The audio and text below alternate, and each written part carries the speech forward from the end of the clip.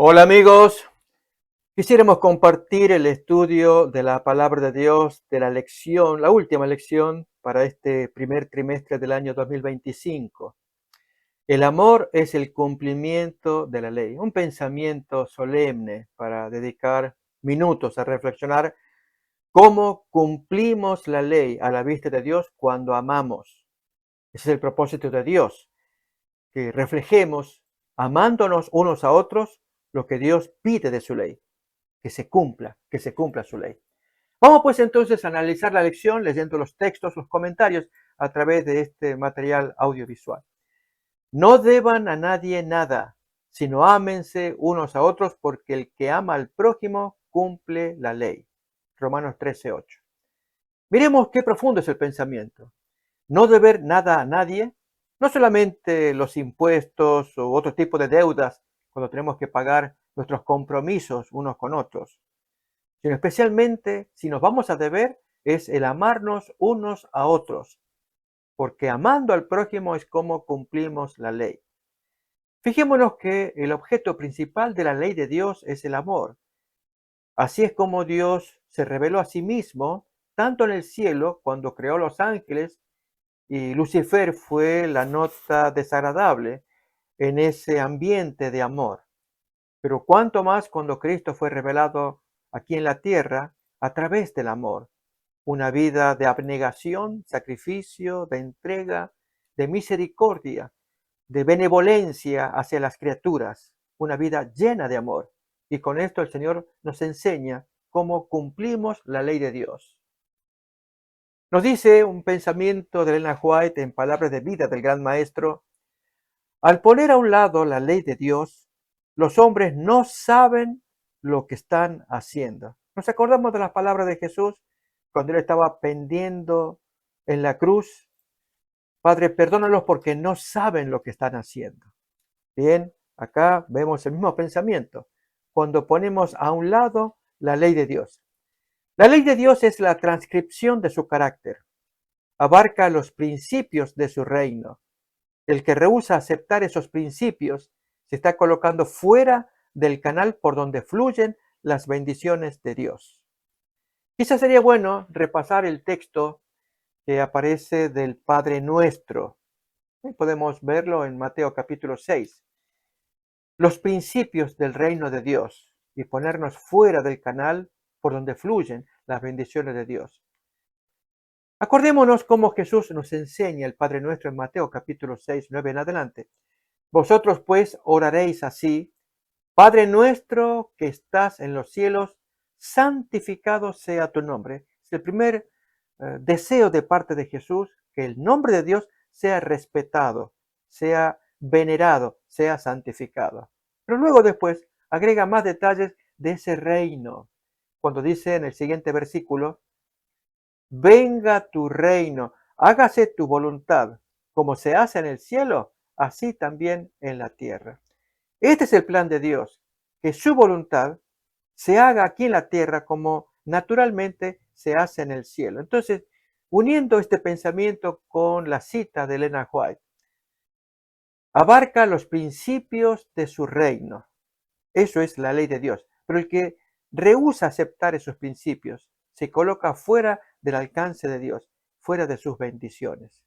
Por lo tanto, rogar como en el Padre Nuestro: venga tu reino, hágase tu voluntad, aquí en la tierra como naturalmente se hace en el cielo. Eso es aceptar los principios de la ley de Dios, obedecer los mandamientos, y entonces sí podremos recibir las bendiciones de Dios. Miremos más todavía, nos hacemos preguntas. Si la ley de Dios es la transcripción de su carácter, debemos preguntarnos cuál es o cómo es el carácter de Dios. ¿Qué rasgos identifican a Dios? La mejor definición que podemos dar es la que da el apóstol Juan en su primera carta, capítulo 4. Dios es amor. No dice que Dios tiene amor, tal como un vaso cuando contiene agua. Cuando el vaso se vacía, pues ya no tiene más agua. No, no es que Dios tenga amor. Dios es amor. Y este principio lo tenemos que asumir dedicar tiempo para meditar en lo que ello abarca. Que no solamente es amor, sino que todo lo que Él haga está teñido de amor, preñado de amor. Aún incluso cuando eventualmente tenga que castigar a los pecadores y hacerlos desaparecer del universo, será otra manifestación del amor de Dios. Sigo leyendo, por tanto la ley es amor. Observar sus requisitos es amar. Amar es el cumplimiento de la ley. Claro, hay gente que no lo ve de esa manera, que observar los requisitos de la ley de Dios es, como Satanás lo ha presentado, es una restricción de nuestra libertad, que no podemos hacer lo que queremos porque hay restricciones que dicen no, no hagas esto, no hagas lo otro. Bien, iremos desarrollando más este concepto de la ley de Dios y el amor. Para eso, vamos a mirar estos tópicos que serán útiles como reflexión.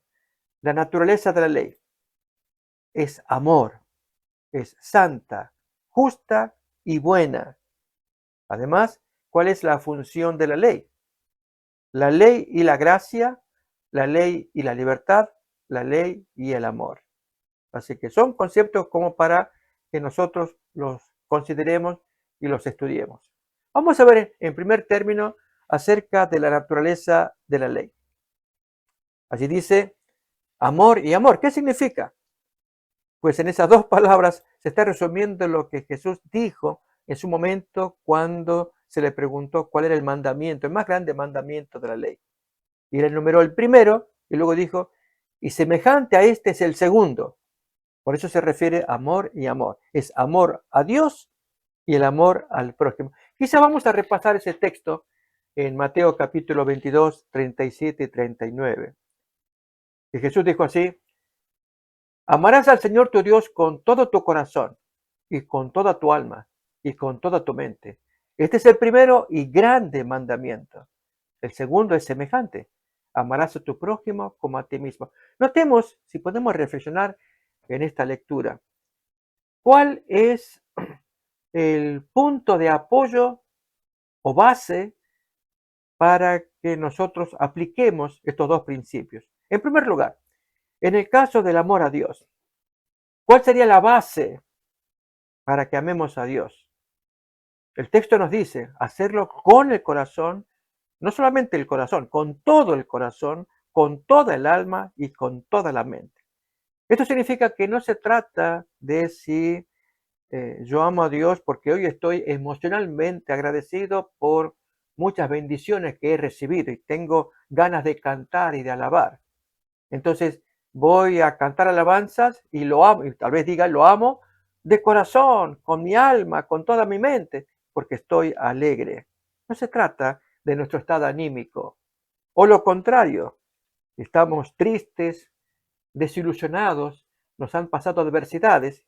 Y en consecuencia, ¿cómo podemos decir que amamos a Dios con todo el corazón, con todo el alma, etcétera? No es posible, porque aquí la base, yo dije punto de apoyo, para poder llevar adelante este mandamiento, no somos nosotros, no es nuestro estado anímico, es un mandato que Dios dice, háganlo con todo el corazón, con toda la naturaleza de vuestro ser. Tal vez le podríamos decir, Dios, no me sale, no tengo ánimo, no tengo ganas. Entonces nos acordamos de otras revelaciones bíblicas, como Santiago cuando él dice, el que esté triste, haga oración, el que esté alegre, cante alabanzas, pero a Dios hay que amarlo con toda nuestra naturaleza. Y por lo tanto, este es un esfuerzo de la voluntad. Nos acordamos del texto de Santiago 5:13. ¿eh? Ya sea que estemos afligidos o estemos alegres, se nos dan buenos consejos como el que estamos leyendo así. Haga oración o cante alabanzas, pero no depende de nuestro estado anímico. Es una orden. Háganlo, amen a Dios con todo el corazón. Así que ese es el primer punto. Yo dije la base o punto de apoyo para que nosotros desarrollemos ese mandato. Es hacerlo como Dios pide, su mandato, con todo el corazón, con toda el alma, con toda la mente. Eso significa ponerle ganas, decidir hacerlo, porque Dios lo ordena, no tanto si hoy me siento bien o me siento mal. Este es el primero y grande mandamiento, dice el texto. Pero el segundo le es semejante, y aquí tenemos otro punto de apoyo, otro marco de referencia, si queremos decirlo también así, y es mi prójimo. Amarás a tu prójimo como te amas a ti mismo. Fijémonos que este es un mandamiento doble, porque está hablando de amarme a mí mismo, o sea, cada uno se ama a sí mismo, y con ello amar al prójimo. ¿Cuál es el punto de referencia acá? Es cierto, tengo que amar a mi prójimo, pero arranco amándome a mí mismo. Saben, amigos, que en la forma como nos tratamos a nosotros mismos, trataremos a otros. Así como tú te amas, amarás a otro. Pero aquí también surge otra pregunta o una reflexión. ¿Cómo nos tratamos a nosotros mismos? Hay personas que son duras consigo mismas, personas estrictas o lo contrario, muy indulgentes, permisivas. ¿Eh?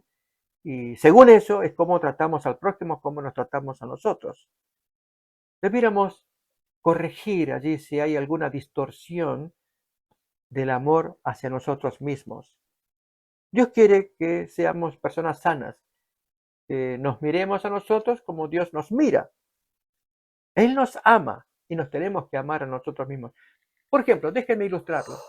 Cuando alguien se mira frente al espejo y no se gusta, es normal, nos pasa a la mayoría de la gente.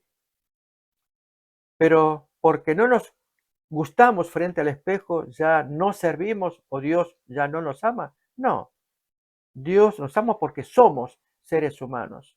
Y si Él nos ama, debemos amarnos a nosotros mismos independientemente de lo que el espejo diga de nosotros. Cuando descubrimos ese amor de Dios a nosotros, por el cual nos amamos a nosotros mismos, ahora sí podemos amar al prójimo y teniendo como punto de referencia el amor que nos tenemos a nosotros mismos. Por ejemplo, acordémonos de la regla de oro. Hazle al prójimo lo que tú quieras que te hagan a ti. ¿Eh? Si queremos que a nosotros nos hablen con la verdad, no con mentiras, hagámoslo al prójimo también. Si queremos que sean sinceros con nosotros, seamos sinceros con el prójimo también. Así lo decía Mateo 7:12 que leemos. Así que todas las cosas que queráis que los hombres hagan con vosotros, así también haced vosotros con ellos, porque en esto consiste la ley y los profetas. En otras palabras, la Biblia consiste en el trato que tenemos unos con otros, y así se cumple el segundo de los dos mandamientos de parte del Señor. Así que volvemos otra vez a reflexionar en las imágenes de la diapositiva. Amor y amor es amor al Señor tu Dios y amor al prójimo. Leemos este comentario. La ley de Dios registrada dos veces, una en Éxodo 20 y la otra en Deuteronomio 5, tiene que ver con relaciones para con Dios y las relaciones para con nuestro prójimo. En cuanto al Señor tu Dios, recordamos los mandamientos aquí de una manera ilustrada también. No te relaciones con otros señores, yo soy tu Señor. No tengas dioses ajenos delante de mí, decía así el primer mandamiento. No uses intermediarios en nuestra relación, intermediarios mayormente creados por el hombre, como son las estatuas. Acordémonos cómo se expresa el Salmo 115 acerca de la futilidad de estos instrumentos o intermediarios por los cuales el hombre se dirige a su creador, usando las estatuas. Allí nos dice, leemos en el Salmo 115, los ídolos de ellos son plata y oro, obra de manos de hombres. Y dice en el versículo 5, tienen boca, pero no hablan. Tienen ojos, pero no ven. En el versículo 6 y más leemos, orejas tienen, pero no oyen. Tienen narices, pero no huelen. Manos tienen, pero no palpan. Tienen pies, pero no caminan. No hablan con su garganta. Semejantes a ellos son los que los hacen y cualquiera que confía en ellos. Pura necedad, pura vanidad. Interesante cómo el Señor compara los ídolos. No puede pues haber intermediarios, esto es, estatuas o algo por el estilo, en la relación entre el Creador y el ser humano. Así que no puede haber ningún Señor ni intermediarios. Muy bonito como aquí se está presentando los dos primeros mandamientos.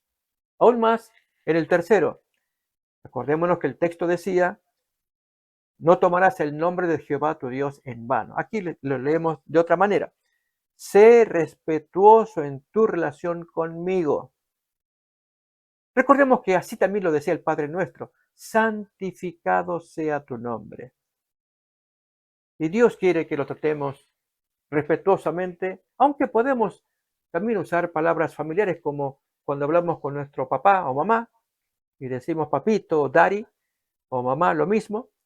En el caso con Dios hay quienes pueden hablar de una manera amigable con Él y a Dios le agrada, pero siempre manteniendo el respeto. Él es nuestro Padre, no necesariamente un ser de igual a igual. Esto a veces lo vemos ilustrado en el trato que una madre y una hija o un hijo tienen. ¿Cuántas veces es bonito ver a una madre que es amiga de su hija cuando es jovencita, tal vez una niña, pero cuando ya la niña necesita que se la corrigen y la madre no tiene autoridad o peso porque se ha convertido en amiga, allí pierde mucho, porque antes que amiga es la madre. Así también ocurre con nuestro Dios. Dios puede ser nuestro amigo, pero no podemos faltar el respeto y mucho menos desobedecer cuando Él habla, porque más que amigo es un padre. Y a eso se refiere el tercer mandamiento. Sé respetuoso conmigo, no tomes el nombre de Dios en vano. No me iguales. Como reitero el ejemplo de una niña o un niño que trata prácticamente con irrespeto a sus padres y infeliz el caso de aquel padre o madre que no ejecuta disciplina para corregir ese trato incorrecto de un hijo hacia un padre. Así también el tercer mandamiento.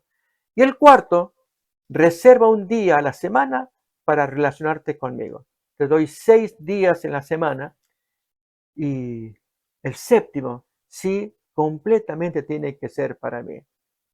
Amigos, este mandamiento tan olvidado y tan descuidado en nuestros días es sumamente importante porque también se relaciona con el tercer mandamiento. Es el grado de respeto hacia Dios y hacia sus mandamientos.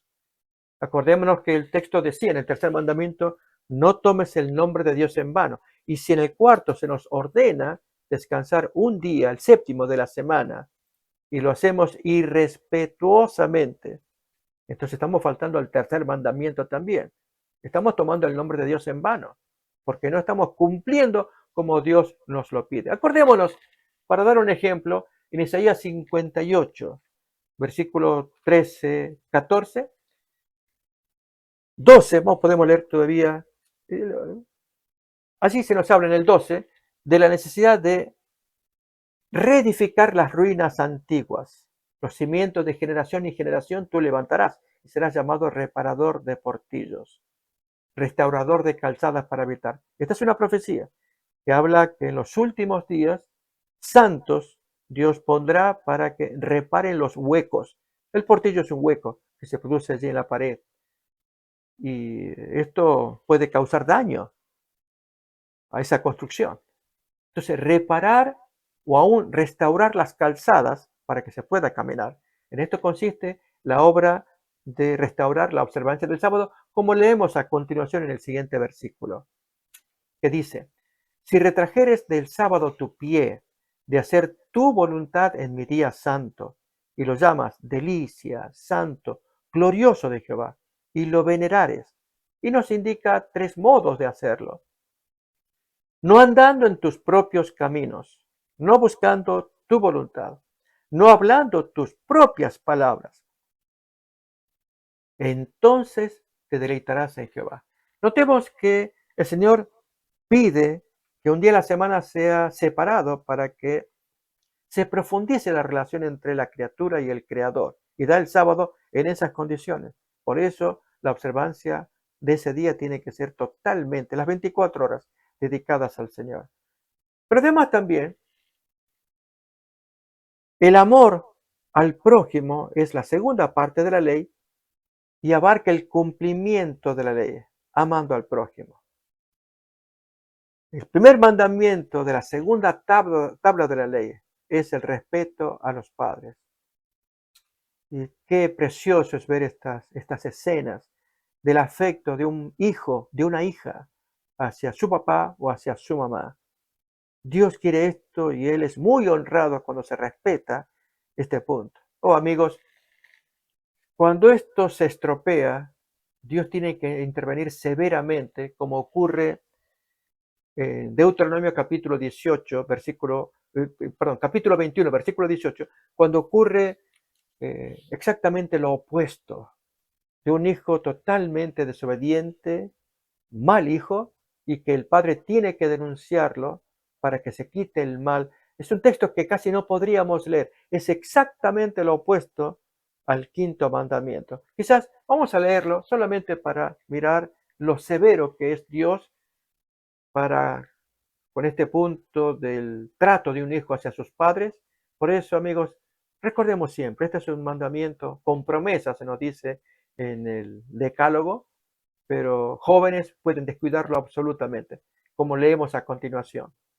Si alguno tuviera un hijo contumaz y rebelde, que no obedeciera la voz de su padre ni a la voz de su madre, y habiéndole castigado, no obedece, es necio. Entonces lo tomarán su padre y su madre y lo sacarán ante los ancianos de su ciudad y a la puerta del lugar donde viva. Y allí los papás testifican contra el hijo y dirán a los ancianos de la ciudad, este nuestro hijo es contumaz y rebelde, no obedece a nuestra voz, es glotón y borracho. Imagínense todos los vicios que ese joven fue adquiriendo contra la voluntad de su padre. Tal vez algo similar a ello fue la historia de Sansón, pero sigamos leyendo el texto bíblico. Miren las consecuencias de la conducta de un hijo tan perverso como este hijo hacia sus padres. Entonces, todos los hombres de su ciudad lo apedrearán y morirá. ¿Y por qué motivo? Así quitarás el mal de en medio de ti, y todo Israel oirá y temerá. ¿Notan? Este es lo opuesto, dijimos, del quinto mandamiento. Cuando miramos el sexto, respeta la vida de tu prójimo. Oh, mis queridos amigos, esta parte sí que es importante. Allí en el Decálogo se nos dice, no matarás. Pero a veces podemos matar con las palabras, recordemos, con los gestos. Así es como Jesús nos lo enseña cuando explica los mandamientos. Recordemos que vamos a ilustrarlo, amigos, porque me gustaría que lo leamos en Mateo capítulo 5, versículo 21 en adelante, cómo Jesús agranda o amplía la comprensión de este mandamiento. Respeta la vida de tu prójimo. No matarás. Bien, leemos en Mateo 5:21. Oíste que fue dicho a los antiguos, no matarás. Y cualquiera que matare será culpable de juicio. Pero yo os digo, fijémonos, no es que el Señor lo contradice, Él lo profundiza, le pone más lustre para entender qué significa respetar la vida del prójimo. Yo te digo que cualquiera que se enoja contra su hermano ya es culpable. Y cualquiera que le diga necio a su hermano ya es culpable ante el concilio. Y cualquiera que le diga fatuo, estúpido, queda expuesto al infierno de fuego. Notamos cómo entonces estos mandamientos son agrandados con la llegada de Jesús para que entendamos la profundidad de lo que significa amar al prójimo. Y respetarlo va a incluir no solamente respetar la vida, no tomando un puñal e hiriendo al prójimo, lo podemos herir de otras maneras, como por ejemplo con palabras eh, despectivas, como leíamos, estúpido, imbécil y frases por el estilo. Podemos herir los sentimientos, podemos con nuestros gestos, nuestros movimientos, nuestras palabras, A veces cuando hablamos con terceros respecto de cierto individuo y el individuo se entera que estuvimos hablando de él a sus espaldas, hiriendo su honor, todo esto abarca el séptimo mandamiento: no matarás. Notamos qué profundo, cuánto enseñó el maestro al respecto. Aún más, respeta a tu cónyuge, esto es, no adulterarás, que abarca también no cometerás fornicación ni actos impuros. Dios quería la felicidad de la raza humana y pues al dar este mandamiento quiere preservar aquel lugar que es un lugar único donde se puede crear un cielo acá en la tierra, que es el hogar, construido por papá, mamá, los hijos amorosos que dedican su amor a sus padres. De igual modo, los padres hacia los hijos. Y así el vínculo es protegido en ese hogar donde se respetan todos los lazos, tanto matrimoniales como filiales y aún fraternales. Están todos allí protegidos con la bendición de Dios. Respeta a tu cónyuge. Es llamativo que en el Decálogo 5 veces aparece mencionada la familia. Ya desde el segundo mandamiento menciona la familia, el cuarto mandamiento lo menciona, también el quinto, el séptimo y el décimo mandamientos, todos que se relacionan con la familia. Dios tiene siempre en mente preservar el vínculo que Él creó para que allí se desarrollen todos los miembros de la familia. Aún más, el siguiente mandamiento, el noveno: respeta lo que es de tu prójimo. Este es el octavo mandamiento. Lo leemos de otra manera: no hurtarás. Lo que le pertenezca, no toques, no lo tomes. Y esto, hay algunos que quizás puedan ser personas débiles que se tientan porque son codiciosos. También esto está amonestado en el último mandamiento, que no tienen aquello que el prójimo tiene. Entonces, lo codician y anhelan poseerlo a través del robo. Respeta lo que es de tu prójimo. Aún más, respeta la dignidad de tu prójimo, no mintiéndole, hablando la verdad con él. Y finalmente, el último mandamiento: admira a tu prójimo, pero no le codicies lo que le pertenezca. Tú puedes gozarte con lo que el prójimo tiene, si tiene posesiones, tiene honores y tiene los logros que haya conseguido por su mucho esfuerzo. Y especialmente allí se menciona particularmente: no codices la mujer del prójimo. ¿Cuántas veces allí hombres y mujeres caen, sucumben ante esta debilidad de estar mirando aquello que Dios prohíbe que estemos codiciando porque faltamos al respeto? Tal como dijo Jesús, estas relaciones marcadas por la ley deben ser una expresión del amor. Ese es el propósito por el cual el Señor nos dio los mandamientos. Pero también nos dice en Romanos 7:12 que la ley a la verdad es santa, el mandamiento es santo, justo y bueno.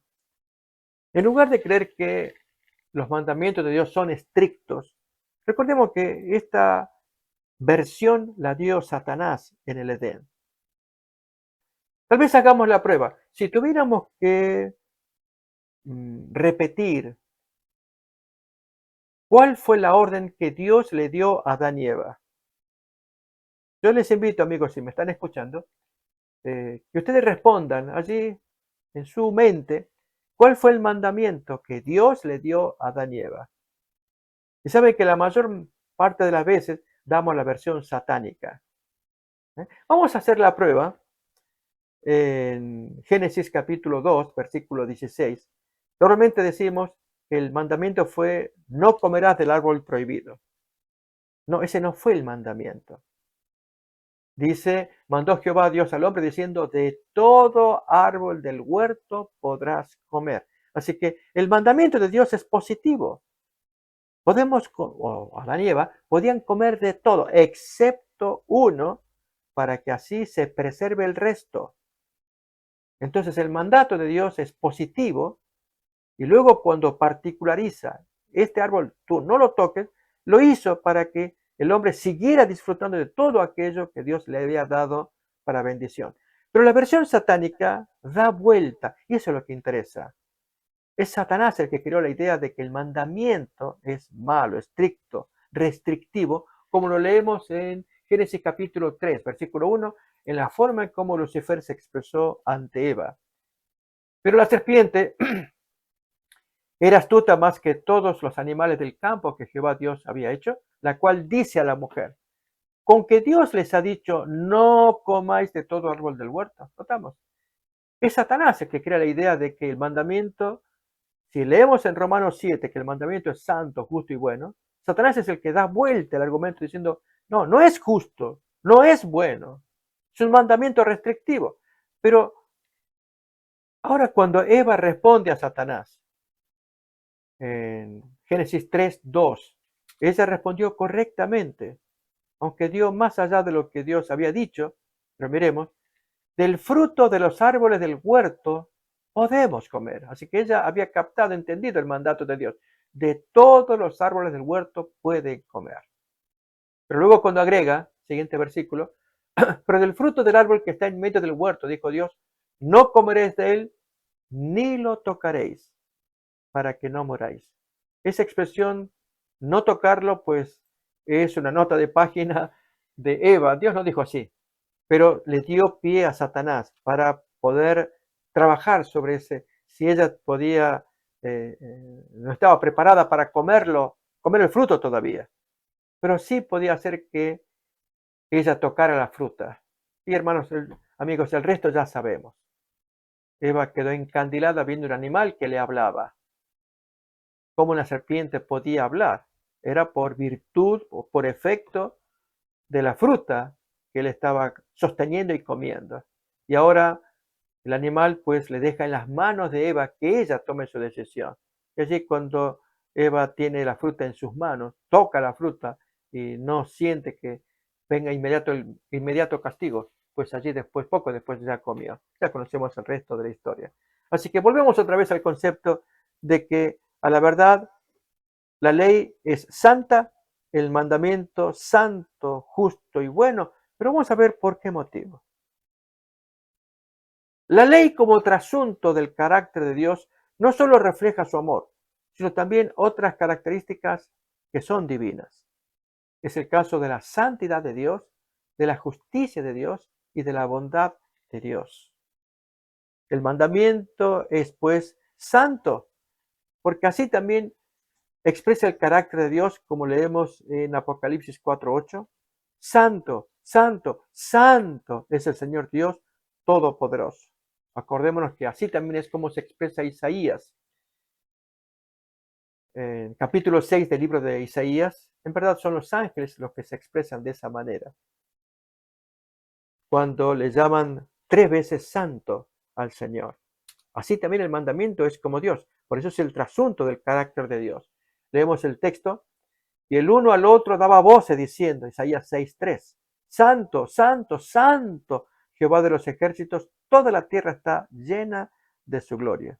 Así como Dios es santo, así el mandamiento es santo como Dios. Por además, el mandamiento es justo, porque así Jesús llamó a su Padre en Juan 17:25, Padre justo. Así que, otra vez, la ley de Dios refleja el carácter del autor. Leemos pues entonces en Juan 17:25, Padre justo, el mundo no te ha conocido, pero yo te he conocido. Y estos han conocido que tú me enviaste. Tú eres el Padre justo. Pero además también el Padre es bueno, como leemos a continuación. Ninguno hay bueno, sino solo uno, Dios. Así que Dios es bueno, así también el mandamiento es bueno, como aparece allí en Lucas 18:19. ¿Por qué me llamas bueno? Ninguno hay bueno, sino solo Dios.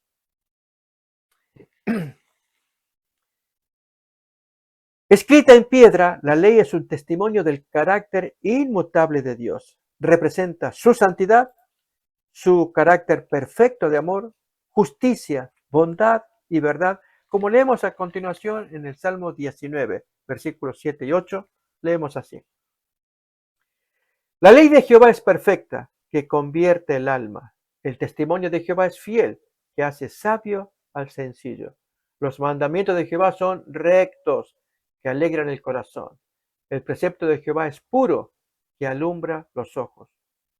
Cuánta bendición el hombre puede recibir de los mandamientos de Dios al decir que son rectos cuando alegran el corazón, o es puro y que alumbra los ojos. O el testimonio de Dios es fiel, que al sencillo lo hace sabio.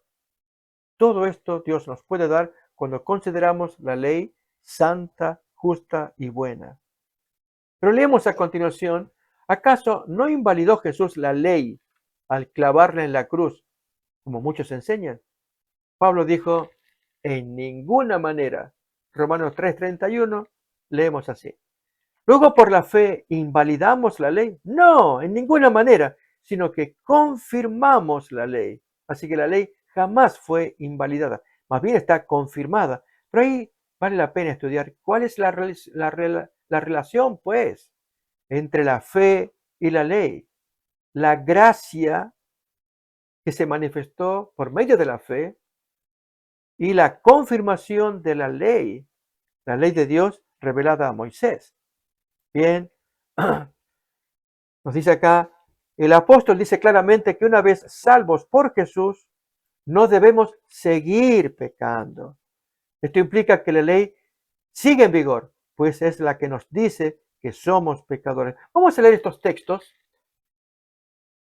Romanos 6:1-2, que nos dice, ¿qué pues diremos? ¿Perseveraremos en el pecado para que la gracia abunde? No, de ninguna manera, porque los que hemos muerto al pecado, ¿cómo viviremos transgrediendo la ley si hemos muerto al pecado? Entonces la ley está válida. La fe hace válido el mandamiento. Permanece como una advertencia. Déjenme, amigos, ilustrarlo con una experiencia que yo tuve cuando era niño. Yo vivía enfrente de una cárcel.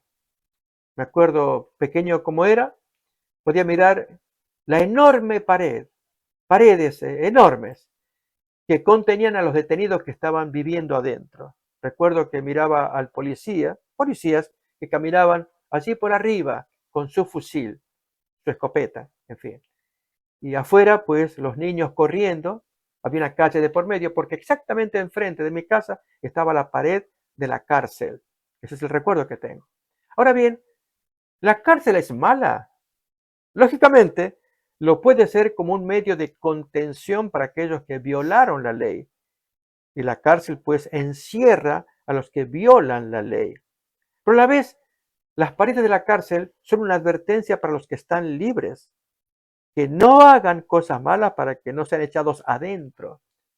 Así también, en Jesús fuimos liberados del pecado.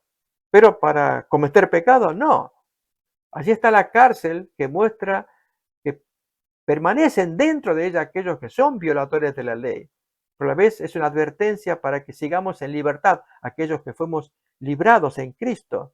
Por lo tanto, la cárcel no va a terminar.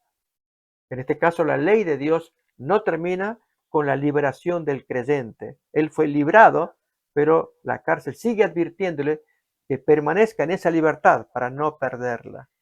Aún más, leemos Romanos 7:7, que muestra el vigor de la ley de Dios hasta el día de hoy.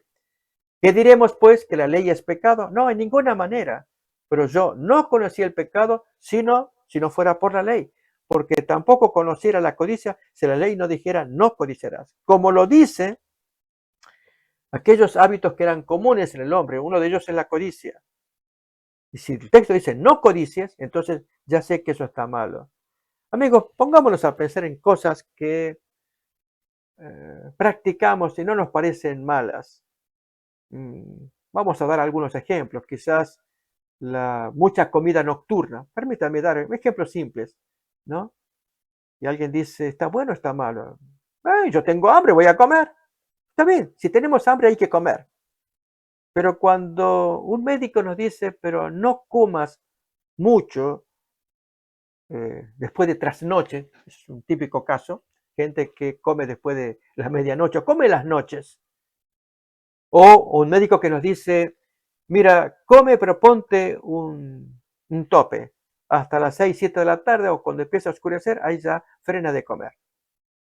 Pero ocurre que vamos mal preparados porque no hemos comido bien, abundante durante el día y llega la tardecita, se pone el sol y sentimos hambre. Y voy a comer, tengo hambre. Es cierto, tenemos hambre. Pero si el médico nos dice, o un buen consejero de nutrición, mira, ¿por qué no haces un esfuerzo? Para que tengas buena digestión, así el estómago tuyo descansa. Y eso te va a ayudar a tu salud, para que tengas buenos órganos. Oh, amigos, allí es donde tenemos que poner en práctica todo aquello que favorece nuestra salud. Bien, cuando violamos esas leyes de salud, nos hacemos daño a nosotros mismos. Por lo tanto, la ley de Dios sigue en vigor para nuestro bien. En toda área. Yo solamente he tocado el ejemplo de la salud, de la buena alimentación, para que gocemos de mejor salud. En eso consiste la ley. Por eso el texto que dice, que hemos leído, si la ley no me dijera, yo no sabría, pero ahora que la ley me dice, no codicies, pues no debo codiciar. Así también, si un buen nutricionista me dice, no comas después de cierta hora de la noche, dije trasnoche para ser más gráfico todavía, pero aquí que mi hambre está desesperada, voy a comer, no doy más. Entonces, si el médico me dice no lo hagas, ¿no le haremos caso? Es lo que el apóstol Pablo nos está diciendo. Si el mandamiento dice no codicies y yo sigo codiciando, entonces tengo problemas. Otra vez leo el texto, Romanos 7:7, que dice, pero yo no conocí el pecado sino por la ley o por el buen consejero nutricionista. Podemos así ampliar el ejemplo, porque tampoco conociera la codicia si la ley o ese buen consejero nutricionista no me dijera, no codicies o no comas pasada la trasnoche. En otras palabras, la ley busca nuestro bien. Eso es lo que nos importa. Dios nos da consejos para nuestro bien, tanto físico como también moral. Así pues, nos va quedando un poquito más claro el valor de los mandamientos de Dios. Miremos más todavía, 1 de Juan capítulo 3, versículo 4, que dice, todo aquel que comete pecado infringe también la ley, pues el pecado es la infracción o transgresión de la ley. Como leemos aquí, Cristo no vino a anular la ley, sino a cumplir todo lo prometido en la ley y en los profetas. Por eso insiste en que mientras existen el cielo y la tierra, ni una letra, ni un punto de la ley va a acabar. Mateo 5:18. Veremos pues ahora la función de la ley y la gracia. De Cristo os desligasteis, aquellos que por la ley os justificáis, de la gracia habéis caído. Fíjese qué terrible, ¿no? La persona que quiere agradar a Dios, pero por medio de sus esfuerzos para obedecer la ley, y se justifica diciendo que lleva una buena conducta gracias a sus méritos, a su un buen oficio para obedecer la ley. Pero para el apóstol Pablo el texto es, de la gracia habéis caído. La nota que nos leemos acá, al igual que muchos piensan que el amor y la justicia se excluyen mutuamente, también piensan que la gracia y la ley son antagónicas, pero lo cierto es que cada una tiene su propia función. La ley nos enseña a diferenciar el bien del mal. Así como ese joven mira en esa imagen, se mira a sí mismo, reflejado en el espejo. Pero allí es cuando tiene que ver en sí mismo, a través de la ley, cómo está su comportamiento a la vista de Dios. La gracia, pues, nos perdona cuando infringimos la ley y nos capacita para seguir eligiendo el bien. Cuando nos dice, esto es lo bueno, esto es lo malo. En ese sentido, nos capacita para seguir eligiendo lo que es agradable a la vista de Dios. Además, funcionan unidas en propósito. La gracia de Dios actúa en nuestro interior, grabando la ley en nuestros corazones, como leemos en Jeremías 31:33. Pero este es el pacto que haré con la casa de Israel después de aquellos días, dice el Señor. Daré mi ley en su mente y la escribiré en su corazón. Y yo seré a ellos por Dios y ellos me serán por pueblo. porque su conciencia ya reflejará la voluntad de Dios. Lo mismo nos lo va a decir el Nuevo Testamento, Hebreos 8:10, que dice, por lo cual este es el pacto que haré con la casa de Israel después de aquellos días, dice el Señor. Pondré mis leyes en la mente de ellos y sobre su corazón las escribiré y seré ellos por Dios y ellos me serán a mí por pueblo. Ese es el propósito de Dios, grabar la ley en el corazón. La ley por su parte nos muestra nuestro pecado y nos lleva o nos empuja también a Cristo, por medio del cual obtenemos el perdón cuando vamos y se lo pedimos. La salvación, pues, es un don gratuito de Dios y leemos el texto, así que nos va a hacer recordar cómo la ley nos lleva a Cristo para recibir perdón de Él. De manera que la ley ha sido nuestro ayo o tutor o guía para llevarnos a Cristo, a fin de que fuésemos justificados por la fe. Efectivamente, cuando uno comete pecado, allí es empujado a mirar en Jesús, en Él, es quien provee el perdón total por el mal que hemos cometido y así aparecer justos delante de esa ley. Además, la salvación es un don gratuito de Dios. Nos lo dirá Efesios capítulo 2, versículo 8. Porque por gracia sois salvos por medio de la fe. Y esto no de vosotros, pues es un regalo de Dios. No guardamos la ley para salvarnos, sino porque hemos sido salvados. Y como consecuencia, queremos poner nuestra vida en armonía con la voluntad de Dios. Notamos, este es el propósito de amar a Dios y amar también a nuestro prójimo.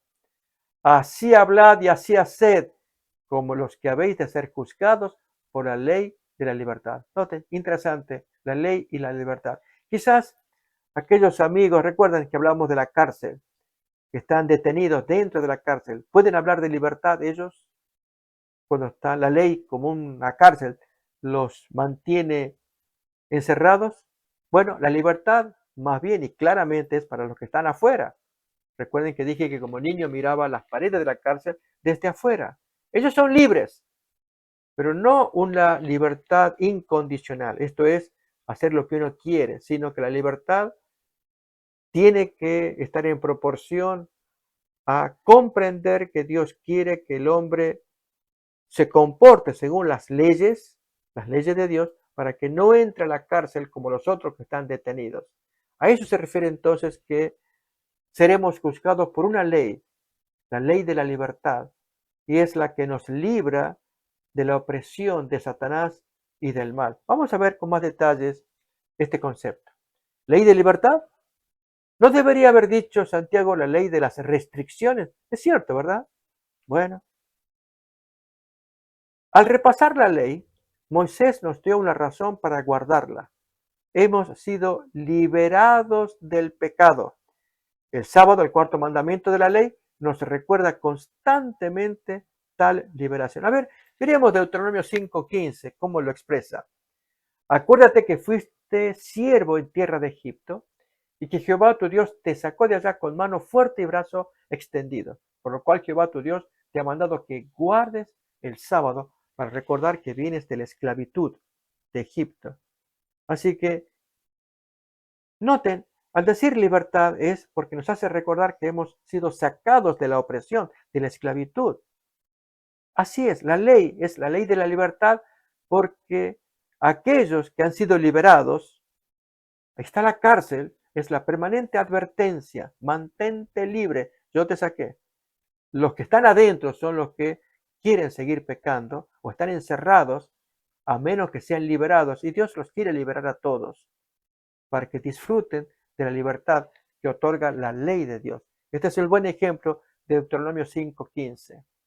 La libertad que Dios nos da nos debe llevar a un cumplimiento especial de la ley. ¿Cuál es? Amar. El sábado también nos da un ejemplo del amor entretejido con el mandamiento. El amor hacia Dios e incluso en las relaciones que tenemos con el criado. Recordemos que el mandamiento dice, harás descansar al extranjero, al criado, a tu familia, a los animales. Así que el sábado también refleja amor. Isaías vincula el sábado con el amor a Dios y con el amor al prójimo. Respecto de Dios, Isaías 56:6, podemos leer lo siguiente. Y a los hijos de los extranjeros que sigan a Jehová para servirle y que amen el nombre de Jehová para ser sus siervos, a todos los que guarden el sábado para no profanarlo y abracen mi pacto. Entonces habla de bendiciones.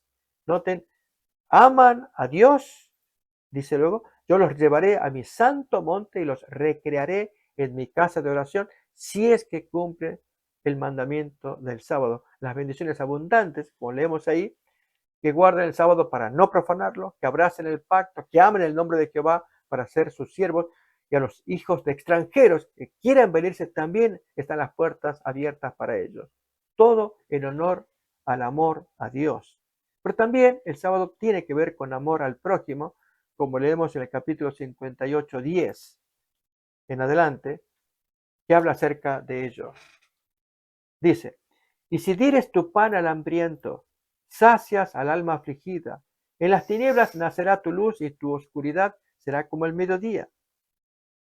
Jehová te pastoreará siempre, y en las sequías saciará tu alma y dará vigor a tus huesos, y serás como huerto de riego y como manantial de aguas, cuyas aguas nunca faltan. Y luego entonces menciona lo que hemos leído, que será un reparador de portillos. Al final dice restaurador de calzadas para habitar. Y entonces luego va a dar el mandamiento del sábado, cómo debiera guardarse para recibir las bendiciones de Dios y ser, como dirá el versículo 14, que more en las alturas. Te deleitarás en Jehová y yo te haré subir sobre las alturas de la tierra y te daré a comer la heredad de Jacob tu padre. Dios lo ha hablado, siempre y cuando hagamos como Él nos pide que lo hagamos. El amor es el cumplimiento de la ley, Romanos 13:10, pero va más allá del cumplimiento formal. Guardar la ley es hacer el bien de una manera activa, realizar obras de amor, hacer justicia, preocuparse por los demás, hacer, no solamente hablar, sino hacer todo lo que podamos para bendecir las vidas de otros. También la ley y el amor. Si en verdad cumplís la ley real, conforme a la escritura, amarás a tu prójimo como a ti mismo, bien hacéis. Santiago capítulo 2, versículo 8.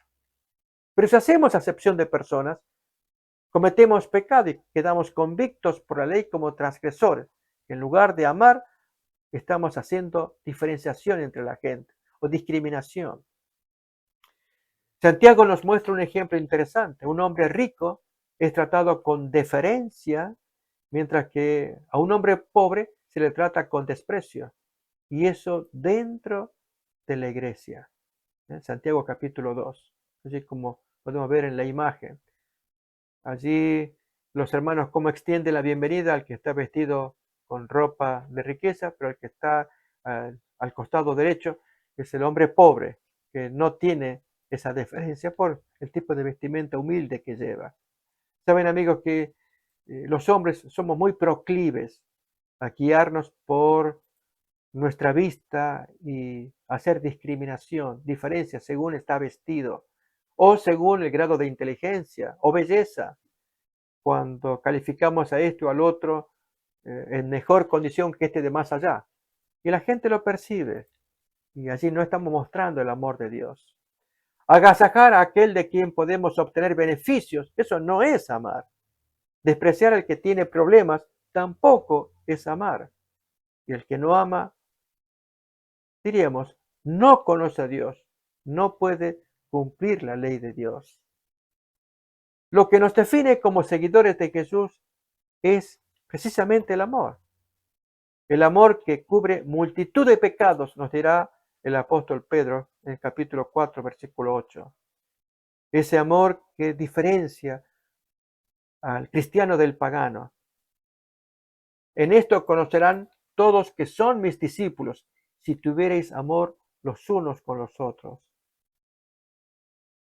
Y agrego y ante todo tened vosotros ferviente amor, porque el amor cubrirá multitud de pecados. ¿No les parece, amigos, que en la forma en cómo nos tratamos unos a otros reflejamos si el amor de Dios está morando entre nosotros? Es lo que el mundo necesita ver. Ya no puede creer en los políticos, no puede creer en las promesas, no cree en la gente. Pero si un cristiano muestra el amor y de una manera en que no haga discriminación, un amor genuino, amando a ricos o a pobres, a viejos o a jóvenes, a bonitos o no bonitos, amarlos por igual y servirles también. Cuando amamos al mundo como Cristo lo ama, entonces estamos preparados para ir al cielo. Y luego entonces esta cita, cuando la ley de Dios está escrita en el corazón, se manifiesta mediante una vida pura y santa. Los mandamientos de Dios no son letra muerta, son espíritu y son vida, y someten la imaginación y hasta los pensamientos a la voluntad de Cristo. El corazón en el cual están escritos será guardado con toda diligencia porque de él mana la vida. Todos los que amen a Jesús y guarden sus mandamientos tratarán de evitar hasta la misma apariencia del mal, no porque estén obligados a hacerlo o teman mucho la opinión adversa porque estamos dando mala apariencia, no, sino porque estarán copiando un modelo puro y sentirán aversión por todo lo que no esté de acuerdo con ese modelo, con la ley escrita en sus corazones. Qué pensamiento solemne, queridos amigos. Ahora más que nunca, los hijos creyentes necesitan mostrar en estos días finales cómo el Señor Jesús está operando en los corazones de aquellos que dicen que lo aman. Y ese es nuestro deber. Aquellos que se precian de cristianos, que lo expresan, que participan en las reuniones religiosas, en los servicios de la iglesia, aquellos que hablan de la Biblia, necesitan mostrar que Jesús está en sus corazones. Pero la pregunta es, ¿realmente lo está? ¿Está el Señor en el alma? Depende de nosotros.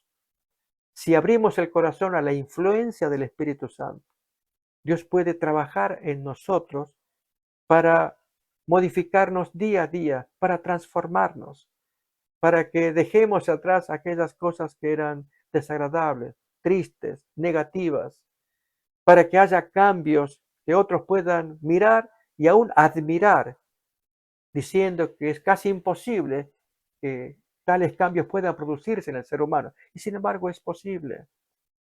Saben, amigos, esta historia del amor de Cristo tiene que escribirse ahora en los corazones modernos, en nuestros corazones hoy. Antes de la segunda venida de Jesús, se va a ver allí el calco del carácter de Cristo en los últimos días.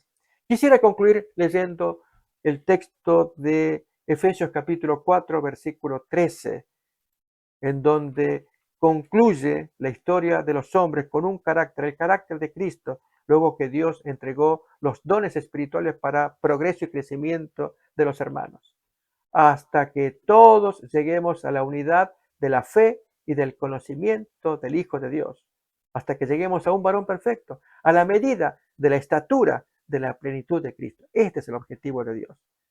¿Lo haremos? Eso depende de nosotros.